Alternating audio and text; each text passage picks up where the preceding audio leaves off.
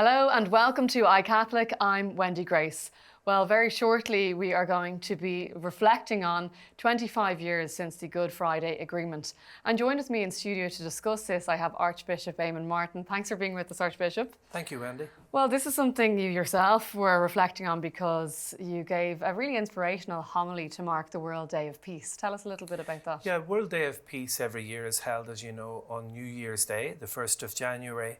So this year, during my homily for the World Day of Peace, I asked people to pray again for peace in these islands.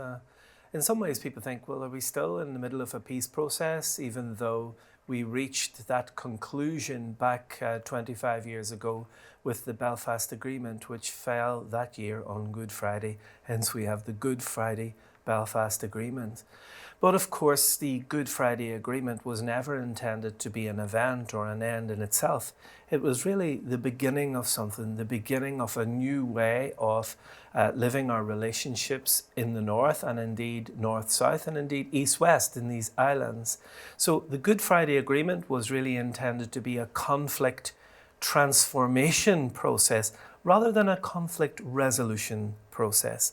So here we are, 25 years on, still struggling with many of the same problems that we had. But thank God, without the awful violence, death, destruction, devastation of livelihoods, injuries that were common in the lead up to the Good Friday Agreement 25 years ago. When people think of the 25th anniversary, some people might feel this is a celebration, but others might feel very differently. That's very true. And I think we all, right across the different communities on this island, want to acknowledge that it was something very substantial, that many people took great risks, made great sacrifices in order to make the agreement work. But of course, for many people, it didn't really bring the kind of peace dividend that might have been anticipated. In fact, in some of our most socially deprived communities, the very communities which suffered most, I think, from paramilitary activity and indeed from security force presence, one might argue that those are the very communities which never really got the dividend of peace that was promised. I also think that some of our loyalist and unionist neighbours feel these days that they can no longer stand beside the Good Friday Agreement. This is because of the politics of the day. And there is no doubt that Brexit, the protocol and all of the problems it has caused. It's another reminder of the fragility that still exists. Absolutely. And we are dealing with a fragile peace process, and with anything fragile, it's a case of fragile handle with care.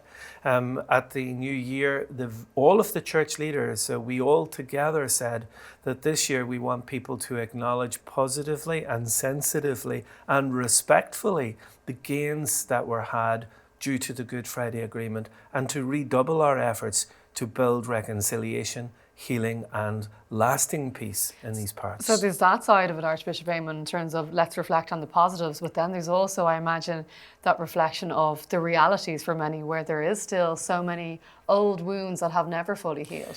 There is no doubt about that. The whole legacy of the conflict here, we've never really been able to find a way to move beyond it. We've never really been able to find a way of owning our dark past in which all of us have played our part. Incidentally, a couple of years ago, the church leaders lamented that even the churches had perhaps not played the most positive role that we could have during the conflict, that in many ways we were hostages ourselves to the whole conflict, to our identity politics.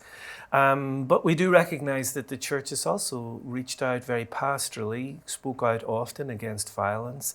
And now we want to say in the churches that, look, we are here, we want to support peace, we want to create safe spaces where people can reflect on the Good Friday Agreement with all of its ups and downs, and to realize that yes, was a tremendous gain, but also it's work that's unfinished. We actually produced a document recently called The Unfinished Work of Peace, and that is a reality in the North.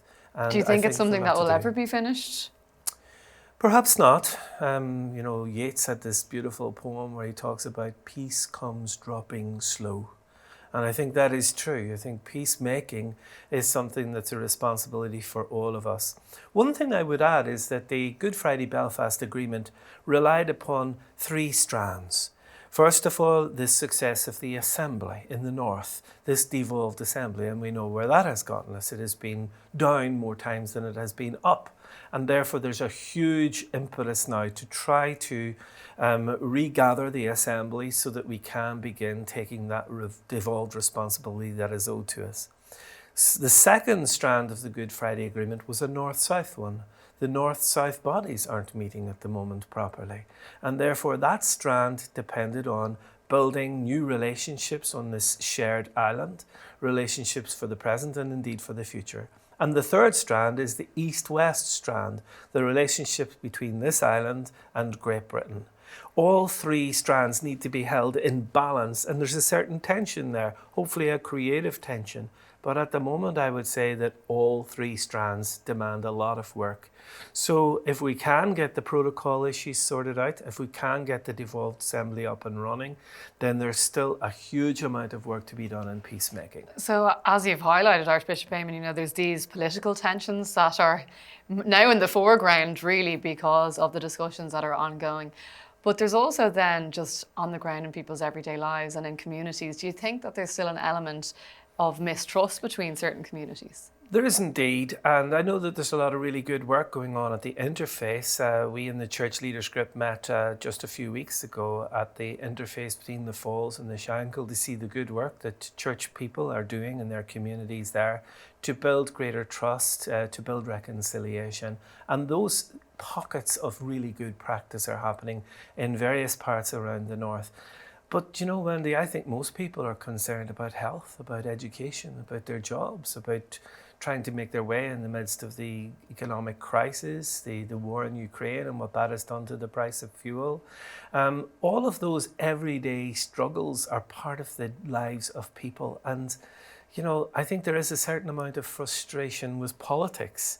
And of course, if politics doesn't be seen to be working, people turn away from politics, they turn towards violence, and that is a real risk. And we all in the churches and in community leadership need to be playing our part to ensure that we're building peace for the future. That's probably something that people would like your thoughts on as well, Archbishop Eamon, is, we're in the season of Lent. What can we as individuals be doing when we think about everybody's desire in their heart for peace? Well, one of the things that I would point to in particular is being careful with our words. Words, statements, particularly on social media, can inflame hatred, sectarianism, bigotry, and people from right across all of the communities are responsible for this. I think during Lent we should place a guard over our social media use and maybe learn that if we cannot say something constructive and positive, certainly as Christians working together on this island, we should be careful to build one another up. There are enough people there tearing down. We want to be building bridges, and we can do that by the way we talk about people and talk to them.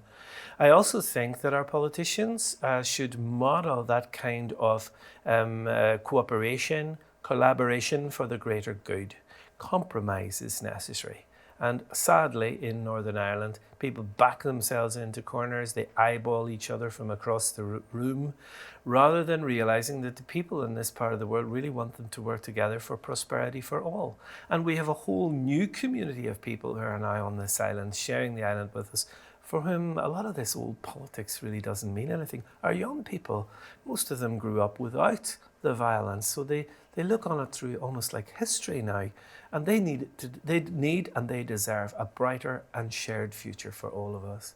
Archbishop Eamon Martin, thank you so much for joining us on iCatholic today, and thank you also for joining us.